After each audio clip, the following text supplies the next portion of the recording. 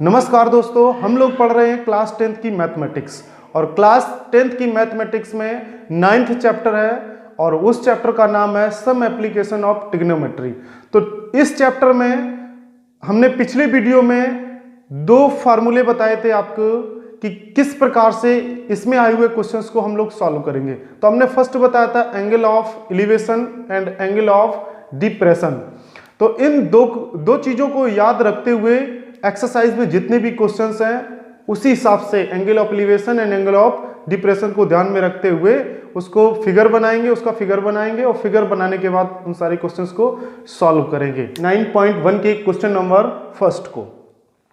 तो question number first है हमारा, a circus artist is climbing a 20 metre long rope which is tightly stretched and tied from the top of a vertical pole to the ground. Find the height of the pole if the angle made by the rope with the ground level is 30। और यहाँ पे आपका जो question है उसका figure भी हमें दिया हुआ है। तो इसे देखते हैं कि ए सर्किस आर्टिस्ट जो है वो 20 मीटर रोप, ये हमारा 20 मीटर का रोप है, इस पे क्या टाइटली स्ट्रेच्ड करता है at a tied from the top of vertical pole. ये हमारा जो ए बी है, ए बी ये हमारा क्या है, एक पोल है और इस पोल से ये क्या है, एक रोप टाइटली स्ट्रेच्ड है, बंधा हुआ है और इसकी लंबाई कितनी दी हुई है, 20 मीटर दी हुई है। Find the height of the pole. अब यहां पे हमें क्या करना है, ये जो हमारा ए बी पोल है इसकी क्या फाइंड करनी है, हमें हाइट फाइंड करनी है। तो इसे हमने क्या कर लिया है, एच लेट कर लिया है। If the pole made by the rope with the ground level is 30, यानी कि यहां पे जो एंगल क्रिएट होगा, यानी कि ये जो हमारी रोप है और ये हमारा जो पोल है उसके बीच में यहां पे हॉरिजॉन्टल लाइन और लाइन ऑफ साइट के बीच में, रोप के बीच में जो एंगल क्रिएट हो रहा है वो एंगल हमारा कितना है, 30। और ये एंगल हमारा कौन सा एंगल होगा, एंगल ऑफ एलिवेशन, उन्नयन कोण। तो यहां पे हम देखते हैं कि लेट करें, इसे लेट करते हैं, लेट पोल हाइट इज, क्या हमने लेट किया हुआ है, H. Pole height is equal to H, हमने पोल की हाइट को एच लेट किया हुआ है। अब हम यहां फिगर में देखते हैं कि ये हमारा 90 है एंगल बी, तो ये हो गया राइट एंगल। और राइट एंगल में अगर हमें परपेंडिकुलर एंड हाइपोटेनस अगर पता चल जाता है तो ये किस ट्रिगोनोमेट्रिक रेशियो में, तो ये आपका साइन में आता है। तो क्या लिखेंगे, sine theta is equal to क्या होगा, ए बी अपॉन ए सी, क्या होता है, perpendicular upon hypotenuse.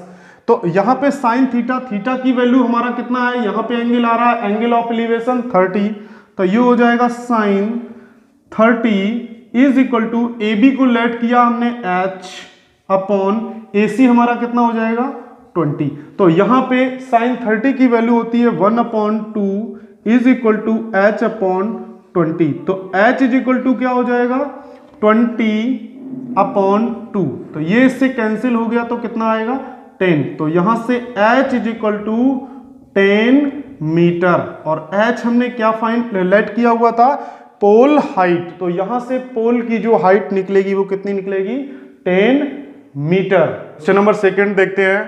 Question number second है, a tree breaks due to a storm and the broken part bends so that the top of the tree touches the ground, making an angle 30 with it. The distance between the foot of the tree to the point where the top touches the ground is 8 meter.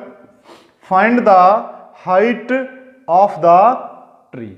तो यहां पे जो question दिया हुआ है उस question में एक पेड़ होता है, वो पेड़ आपका ड्यू टू स्टॉर्म जो तूफान आता है, आंधी आती है, उसमें क्या होता है, टूट जाता है। तो देखते हैं, a tree breaks due to storm, यहां पे एक हमारा ये क्या है, एक पेड़ है और ये ग्राउंड पे खड़ा हुआ है। स्टॉर्म आती है आंधी आती है और वो क्या होता है कि यहां से बेंड हो जाता है, और बेंड होके क्या होगा, जब टूट जाएगा तो वो कहीं ना कहीं जमीन पे तो आके गिरेगा ही, और उसका जो टॉप है वो टूट के कहां पे आ जाता है, इस जगह आ जाता है। कहां पे टूट के आ जाएगा, ग्राउंड पे टूट के आ जाता है। Bend so that the top of tree touches the ground making an angle 30, और वो जब टूट के गिरता है तो यहां पे एंगल कितना क्रिएट कर देता है, 30 डिग्री, और यही एंगल क्या बन जाएगा, angle of elevation. The distance between the foot of the tree to the point where the top touches the ground is 8 metre. यानी कि जब ये पेड़ यहां से यहां तक खड़ा था और ये पेड़ जब यहां से टूट जाता है यहां पे आएगा तो एंगल कितना क्रिएट कर रहा है, 30 डिग्री, और यही होगा एंगल ऑफ एलिवेशन। और यहां जब ये टूट के जब गिरेगा तो यहां से यहां तक की जो डिस्टेंस है वो कितनी है, 8 मीटर। तो इसे A B C and D दे देते हैं, जिसमें बी और डी जो हमारा है वो पूरा पेड़ है, डी सी डी जो पार्ट है वो टूट के यहां आ जाता है, और जो पार्ट इतना बचा है वो आपका बी सी बचता है। तो यहां पे आपसे पूछा गया है find the height of the tree, यानी कि यहां से लेके आपका जितना भी पेड़ है, पूरा पेड़ टूटने से पहले उसकी हाइट क्या थी। तो चलिए इसे देखते हैं कैसे सॉल्व करेंगे। यहां पे हम लेट कर लेते हैं कि जो ट्री है यहां से यहां तक जो ट्री बचा हुआ है वो कितना मान लेते हैं, h। Let solve, let after broken tree height is equal to h। After broken, पेड़ टूटने के बाद जो हाइट बचती है वो हमारी कितनी है, h। अब इसे देखते हैं कि हमें यहां पे बेस पता है और जो इसका परपेंडिकुलर बचा हुआ है इस ट्रायंगल को अगर देखते हैं तो उसे कैसे सॉल्व करेंगे। तो यहां पे हम देखेंगे tan theta is equal to क्या होगा, BC अपॉन AB। अब थीटा यहां कितना है, 30 है, तो tan 30 is equal to BC हमारा कितना है, H अपॉन AB हमारा कितना हो गया, 8 मीटर। AB हमारा कितना है, 8 मीटर है। तो यहां से tan 30 की वैल्यू होती है 1 अपॉन रूट 3, तो इसे लिखेंगे 1 upon root 3 is equal to H upon 8। तो इसे जब सॉल्व करेंगे तो H इज इक्वल टू क्या आएगा, 8 अपॉन रूट 3 मीटर। यानी कि जो जितना जो पेड़ है शेष बचा है उसकी हाइट आ जाएगी 8 अपॉन रूट 3 मीटर। अब यहां से समझते हैं कि ये जो पेड़ है उसकी हाइट तो हमने 8 अपॉन रूट 3 मीटर फाइंड कर ली, लेकिन यहां से C और D जो पार्ट टूट गया है वो अब क्या बन गया है, AC। और जब AC बन गया है तो अगर हम AC की जो लेंथ है उसे अगर फाइंड कर लेते तो हमें वही किसके, CD के बराबर हो जाएगी। ये हमारा ट्रायंगल कौन सा बनेगा, राइट एंगल ट्रायंगल हो जाएगा। तो इसमें यूज करते हैं Pythagoras theorem. Using Pythagoras theorem, तो पाइथागोरस थ्योरम यहां देख लेते हैं। पाइथागोरस थ्योरम जब यूज करेंगे तो क्या आएगा हमारा, AC square is equal to AB square plus BC का स्क्वायर। अब AB हमारा कितना है, AB हमारा 8 मीटर है, तो 8 का स्क्वायर करेंगे तो कितना होगा, 64 हो जाएगा। और BC हमारा कितना है, 8 अपॉन रूट 3, 8 अपॉन रूट 3 का स्क्वायर कर लेते हैं, तो ये हमारा आएगा 64 प्लस 64 अपॉन रूट 3 का करेंगे तो कितना हो जाएगा, 3 हो जाएगा। यहां से क्या करते हैं, 64 कॉमन ले लेते हैं, तो क्या आएगा 1 प्लस 1 अपॉन 3, तो इसे लिखेंगे 64 और ब्रैकेट में 3 1 जा 3 और 1 4/3। ये हमारा क्या है, AC स्क्वायर आया हुआ है। अब हम यहां से AC इज इक्वल टू निकालते हैं तो क्या हो जाएगा, √64 4/3। तो अब जब इसे सॉल्व करेंगे तो 64 का कितना हो जाएगा 8, 4 का कितना बाहर आ जाएगा 2 और 3 हमारा है तो क्या हो जाएगा √3। तो इसे लिखेंगे 16/√3 मीटर। तो यहां से AC जो हमारा आएगा वो कितना आया, ये हमारा AC है, वो आ गया 16/√3 मीटर। अब हम देखते हैं कि BC जो हमारा है और प्लस अगर हम AC को ऐड कर देते हैं तो हमें B से लेकर D तक यानी पूरे जो पूरा ट्री था उसकी हाइट पता चल जाएगी। तो देखते हैं, चलिए यहां पे लिख देते हैं इसको, इस जगह यहां पे लिख देते हैं। तो यहां पे क्या है, हाइट ऑफ द ट्री, अब हाइट ऑफ द ट्री कितनी है BD और BD हमारा कितना होगा, BD इज इक्वल टू होगा BC और प्लस CD और CD किसके इक्वल है AC के, तो यहां क्या आ जाएगा AC। अब BC हमारा कितना है 8/√3 प्लस और AC हमारा कितना है, AC यहां से यहां तक का 16/√3। तो इसे ऐड करेंगे तो 24/√3 आ जाएगा।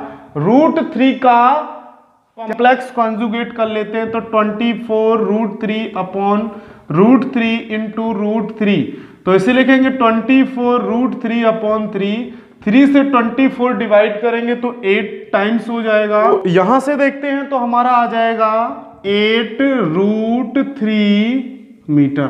और यही क्या होगा, जो ट्री है टूटने से पहले हाइट ऑफ द ट्री हमारी B और D, पूरा जो ट्री था उसकी हाइट आ जाएगी 8√3। तो ये हमारा इस प्रकार से क्वेश्चन पूरा होता है और यही इसका आंसर है। देखते हैं क्वेश्चन नंबर 3 को, और क्वेश्चन नंबर 3 है आपका, एक contractor plan to install 2 slides for the children to play in a park. For the children below the age of 5 years, she preferred to have a slide whose top is at a height of 1.5 meter and is inclined at a angle of 30 to the ground. यहाँ पे एक contractor है, उसने क्या किया हुआ है कि पार्क में वो 2 स्लाइड्स बच्चों के खेलने के लिए 2 स्लाइड बनाना चाहता है।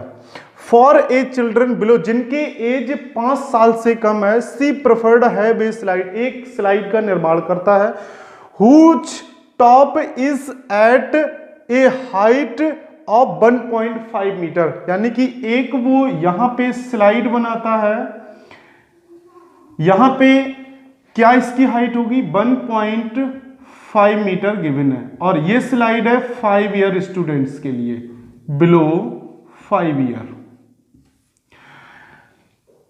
And is inclined at a angle of 30 to the ground, और यहां ये जो हमारा ग्राउंड होगा उस ग्राउंड से ये 30 डिग्री का एंगल क्रिएट करता है। तो ये हो गया A, ये B हो गया, ये C हो गया। तो इसके टॉप से वो क्या करता है, यहां से एक स्लाइड तैयार करता है, AC हमारी क्या होगी, एक स्लाइड होगी। Whereas for elder children, जो बड़े बच्चे हैं, एल्डर चिल्ड्रन के लिए, एल्डर चाइल्ड के लिए, she wants to have a steep slide at a height of 3 metre, वो हाइट को कितना लेता है, अब की बार 3 मीटर हाइट को लेता है, and inclined at an angle of 60 to the ground. अब वो क्या करता है कि ग्राउंड से 60 डिग्री का एंगल लेता है। ये कितने डिग्री का ले लिया उसने, 60, यानी कि 3 मीटर जो हाइट का एक स्लाइड यहां से निर्माण करता है और वो ग्राउंड से आपका 60 डिग्री क्रिएट करता है। अब इसको ले लेते हैं P, Q and R। What should be the length of the slide in each case, यानी कि दोनों कंडीशन में, बिलो 5 ईयर में और एल्डर चाइल्ड की जो उसने स्लाइड तैयार की है, ये स्लाइड यहां से यहां की जो तैयार की है उसकी आपको क्या बतानी है, लेंथ बतानी है। आपको क्या बतानी है, लेंथ। तो इसको क्या करते हैं हम, एक्सलेट कर लेते हैं, और बड़े बच्चों की जो स्लाइड के लिए उसने पूछा है उसको हम बाईलेट कर लेते हैं। क्या कर लेते हैं, बाईलेट कर लेते हैं। तो आप बहुत ध्यान से पढ़िए, क्वेश्चन जरूर इतना बड़ा लिखा है, अगर आपने उसकी लैंग्वेज को सही से समझ लिया तो क्वेश्चन बहुत ही आसान होता है। अब यहां पे हमें x को फाइंड करना और यहां पे y को फाइंड करना है। दोनों में हमें एंगल ऑफ एलिवेशन पता चल गया 30, 60 एंड हाइट भी पता चल गई 1.5 एंड 3 मीटर। तो चलिए देखते हैं बिलो 5 ईयर के लिए फर्स्ट केस में। तो यहां पे हमें परपेंडिकुलर और हाइपोटेनस को याद रखते हुए तो क्या करेंगे, sine theta is equal to BC upon AC। तो BC हमारा 1.5 हो जाएगा और AC को हमने क्या किया है, लेट किया हुआ है। कितना लेट किया हुआ है, x लेट किया हुआ है। और थीटा की जगह वैल्यू कितनी है, तो sine 30 is equal to 1.5 upon x। और यहां पे साइन 30 की वैल्यू कितनी होती है, वो आपकी होती है 1/2। 1/2 is equal to 1.5 upon x। तो यहां से हमारा x इज इक्वल टू आ जाएगा 1.5 में 2 का मल्टीप्लाई करेंगे तो x इज इक्वल टू आ जाएगा 3 मीटर। तो यहां पे बिलो 5 ईयर के जो बच्चे हैं उनके लिए जो स्लाइड तैयार हुई वो कितनी लंबी है, 3 मीटर की। अब देखते हैं एल्डर चाइल्ड के लिए। तो एल्डर चाइल्ड के लिए क्या करेंगे, सेम कंडीशन में, उसमें भी देखते हैं सेकंड के लिए। Sine 60 is equal to 3 upon by. अब यहां पे बाई है तो PQR में हम लोग देखते हैं तो क्या आएगा, अब साइन 60 की value √3/2 is equal to 3 upon by. तो इसे क्या लिखेंगे, इसका क्रॉस मल्टीप्लाई, इसका इधर और इसका इधर मल्टीप्लाई करेंगे तो √3 बाई इज इक्वल टू 6 हो जाएगा। तो बाई इज इक्वल टू हो जाएगा 6 अपॉन √3 का ऊपर नीचे कर लेते हैं मल्टीप्लाई। तो यहां से हमारा क्या आएगा, 6 √3 अपॉन √3 का √3 से मल्टीप्लाई करेंगे तो आ जाएगा 3 2 जा 6। तो बाई इज इक्वल टू आ जाएगा 2√3 मीटर। तो यहां पे एक स्लाइड है जो बिलो 5 इयर्स चाइल्ड के लिए है वो 3 मीटर की हो जाएगी, ये आ जाएगा 3 मीटर। और यहां पे जो एल्डर चाइल्ड के लिए, चिल्ड्रंस के लिए है वो आपकी आ जाएगी 2√3। तो ये हमारा जो है आंसर आ जाता है। यही हमसे पूछा गया था, what should be the length of the slide in each case. दोनों कंडीशन में जो स्लाइड हमने तैयार की है उसकी लेंथ हमारी क्या होगी, तो 3 मीटर एंड 2√3। क्वेश्चन नंबर 4 है, the angle of elevation of the top of a tower from a point on the ground which is 30 metre away from the foot of the tower is 30 degree. Find the height of the tower. तो यहां पे हम देखते हैं कि हमें दिया हुआ एंगल ऑफ एलिवेशन की बात की जाती है, यानी कि उन्नयन कोण। उन्नयन का कोण का मतलब है कि हमें हॉरिजॉन्टल लाइन से ऊपर देखना है, तो वो जो एंगल क्रिएट होगा वो एंगल ऑफ एलिवेशन होगा। The top of a tower from a point on the ground, यानी कि एक हमारा ये टावर है, ये देखिए हमने एक टावर बना दिया है, ये देखिए, और यहां पे बता रहा है कि top of a tower from a point on the ground which is 30 metre away from the foot of tower. तो इसका जो फुट ऑफ टावर है उससे कितनी मीटर की दूरी पे, 30 मीटर की दूरी पे जो एंगल क्रिएट कर रहा है, एंगल ऑफ एलिवेशन, जो उसका टॉप है टावर का, वो कितना कर रहा है, 30 डिग्री। यानी कि ये कितना हो गया, 30 डिग्री का। Find the height of the tower, यानी कि ये जो हमारा टावर है उसकी क्या फाइंड करनी है, हाइट फाइंड करनी है। देखिए जैसे ही आप क्वेश्चन को पढ़ेंगे समझेंगे, एक फिगर ड्रॉ हो जाएगा, और जैसे ही फिगर ड्रॉ होता है आप आसानी से ट्रिगोनोमेट्रिक रेशियोज को लेके आसानी से सॉल्व कर लेंगे। तो यहां पे हमें दिया है कि ये लेट देख लेते हैं ए बी सी। यहां पे जो हॉरिजॉन्टल लाइन है यानी कि फुट ऑफ द टावर से वो पॉइंट जहां से एंगल ऑफ एलिवेशन क्रिएट हो रहा है, कितनी डिस्टेंस है, 30 मीटर है। और एंगल हमारा पता चल गया कि जो थीटा है, एंगल ऑफ एलिवेशन है, वो कितना है, 30 हो गया। ये हमारा ए बी 30 मीटर हो गया और हाइट भी फाइंड करनी है हमें। तो यहां पे हम देखेंगे कि ऐसे कौन से ट्रिगोनोमेट्रिक रेशियो में परपेंडिकुलर और बेस आता है, तो वो आता है आपका tan थीटा में। तो tan theta is equal to होगा BC अपॉन AB। अब थीटा की वैल्यू कितनी है, थीटा की वैल्यू है हमारी 30। BC को हमें फाइंड करना है, क्या करना है, फाइंड, लेट कर लेते हैं। Height, pole height is, tower height is equal to, हमने कितनी लेट की, h। तो यहां से हमारा h और AB कितना है, 30। अब tan 30 की वैल्यू कितनी होती है, तो tan 30 की वैल्यू आपकी होती है 1 upon root 3 is equal to h upon 30। तो यहां से h इज इक्वल टू लिखेंगे 30 अपॉन रूट 3। इसका क्या करते हैं, कॉम्प्लेक्स कंजुगेट के तौर पे रूट 3 का रूट 3 से ऊपर गुणा कर लेते हैं और रूट 3 का नीचे मल्टीप्लाई कर लेते हैं। तो ये हमारा आएगा 30 रूट 3 और रूट 3 का रूट 3 से मल्टीप्लाई 3 हो जाएगा, 3 10 जा 30। तो ये हमारा आ जाएगा 10 रूट 3 मीटर। और यही हमारा क्या होगी कि जो हमने टावर की हाइट लेट की थी h, वो हमारी आ जाएगी 10 रूट 3। यही इसका क्या होगा, यही इसका आंसर हो जाएगा। अब चलते हैं नेक्स्ट क्वेश्चन पे, क्वेश्चन नंबर तो देखेंगे। क्वेश्चन नंबर 5 है, a kite is flying at a height of 60 metre above the ground. The string attached to the kite is temporarily tied to a point on the ground. The inclination of the string with the ground is 60. Find the length of the string assuming that there is no slack in the string. Question number 5 है हमारा, उसे थोड़ा थोड़ा पढ़ते हैं और एक जो फिगर है उसे ड्रॉ कर लेते हैं। जैसे ही आपका फिगर ड्रॉ होगा वैसे ही आप आसानी से क्वेश्चन को सॉल्व कर सकते हैं। तो चलिए देखते हैं। A kite is flying at a height of 60 metre above the ground, यानी कि जो हमारा ये ग्राउंड है उस ग्राउंड से 60 मीटर अबव पे, यहां पे कितने मीटर पे, 60 मीटर अबव पे एक जो काइट है, पतंग है, वो क्या है, उड़ रही है।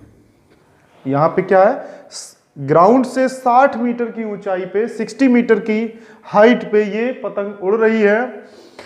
The string attached to the kite is temporarily tied to a point on the ground, यानी ग्राउंड से उसके जो डोरी को है वो किसी ने पकड़ के रखी है।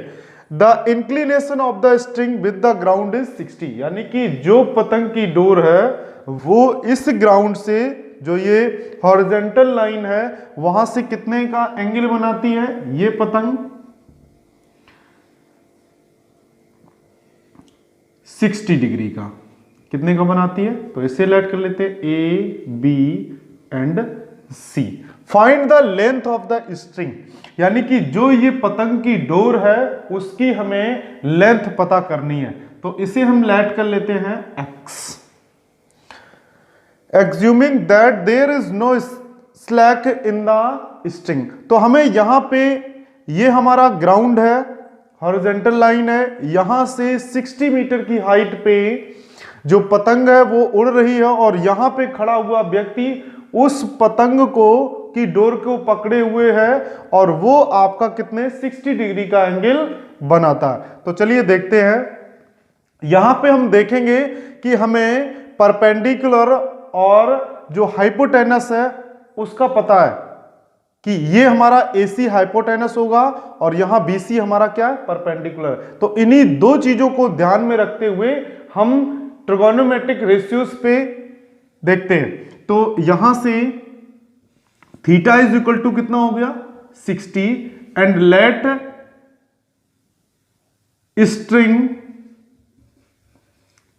लेंथ इस कितनी हमने लेट की है, x लेट की हुई है। तो यहां से हम लिखेंगे sine theta is equal to क्या होगा, BC upon AC perpendicular upon hypotenuse. तो क्या होगा, BC अपॉन AC। अब यहां पे थीटा की वैल्यू हमारी कितनी है, एंगल ऑफ एलिवेशन 60, तो यहां पे लिखेंगे साइन 60 इज इक्वल टू, अब BC हमारा कितना है, ये हमारा 60 गिवन है, अपॉन AC हमें फाइंड करना है, तो वो क्या है हमारा x है। और साइन 60 की वैल्यू होती है √3/2 is equal to 60 upon x। तो यहां से हम x इज इक्वल टू क्या लिखेंगे, x इज इक्वल टू होगा हमारा 60 इंटू 2/√3। इसे सॉल्व कर लेते हैं। इसे सॉल्व करने के लिए √3 का ऊपर नीचे से क्या कर देते हैं, मल्टीप्लाई कर देते हैं। तो क्या करेंगे, 60 इंटू 2 इंटू √3/√3 इंटू √3। तो इसे लिखेंगे 60 इंटू 2√3/3। तो 3 2 जा 6 और 0 की 0 हो गई। तो इसे यहां से क्या आएगा, 40√3 मीटर। तो ये हमारा x की वैल्यू क्या है, फाइंड होके यहां से आ जाएगा, x की वैल्यू आएगी 40√3 मीटर।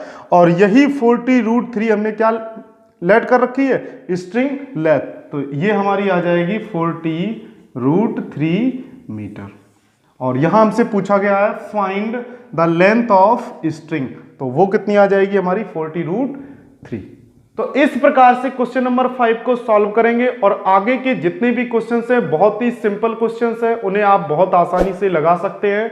अगर आपको कोई भी क्वेश्चन नहीं आता तो आप हमारे कमेंट बॉक्स में लिख दीजिए, हम उसे सॉल्व करके आपको प्रोवाइड करा देंगे। धन्यवाद।